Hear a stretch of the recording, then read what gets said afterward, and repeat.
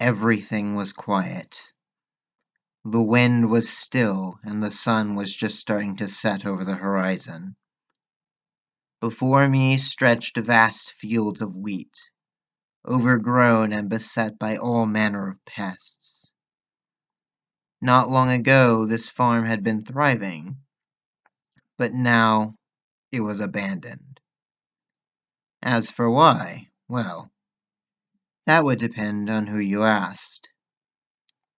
Some said that the farmer and his workers had been beset by sudden sickness, and those still healthy enough to do so fled before they caught this mystery plague.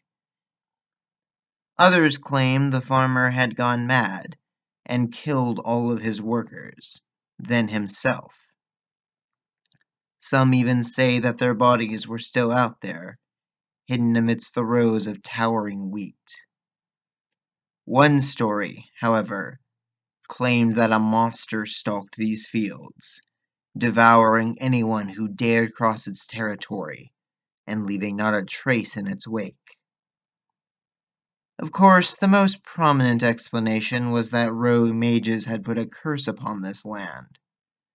What exactly the curse was varied per person, but that hardly surprised me. In the end, all these stories only confirmed what I already knew, that Demacians were a superstitious people, and had a tendency to exaggerate the truth far beyond reason. Even so, all myths are based in fact. It was only a matter of untangling the twisted web of details to arrive at the truth of it all. Something unnatural had taken place here. There was no doubt about that.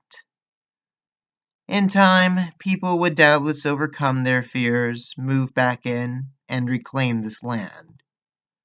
It would be a shame to let all this wheat go to waste, after all. I turn and start making my way down the road again. As the sun sinks lower and dusk covers the land, I hear the cawing of crows in the distance. The silence is broken at last.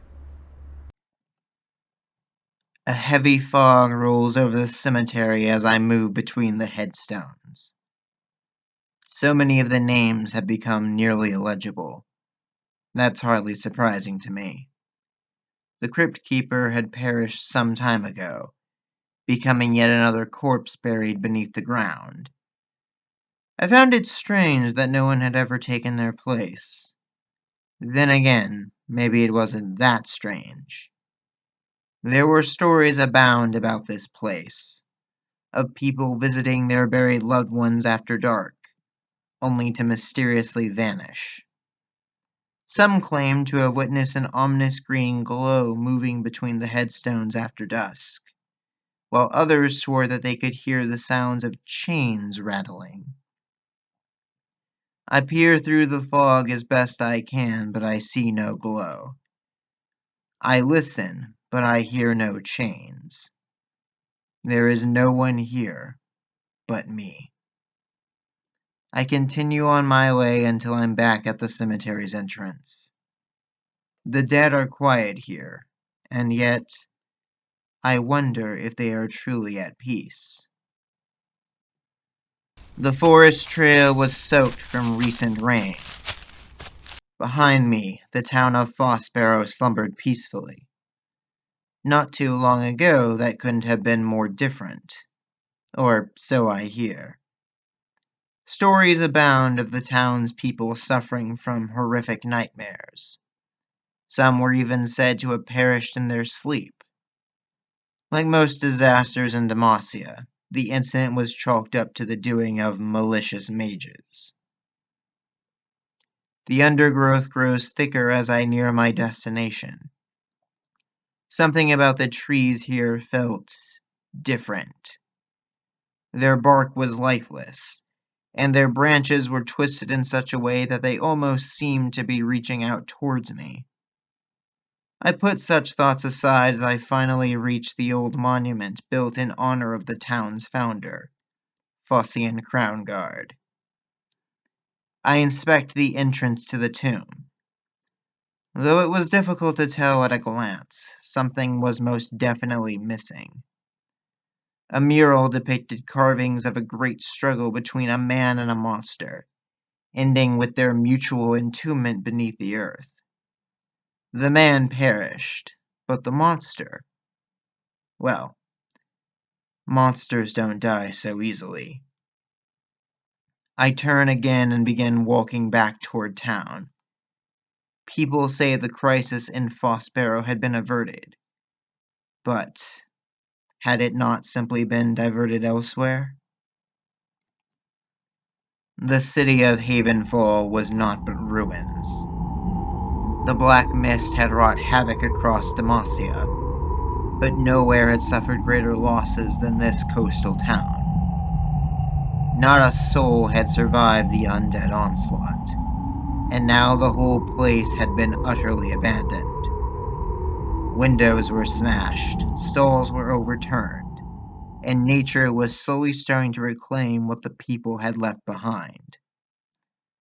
I could see the remnants of a few ships still poking out of the water.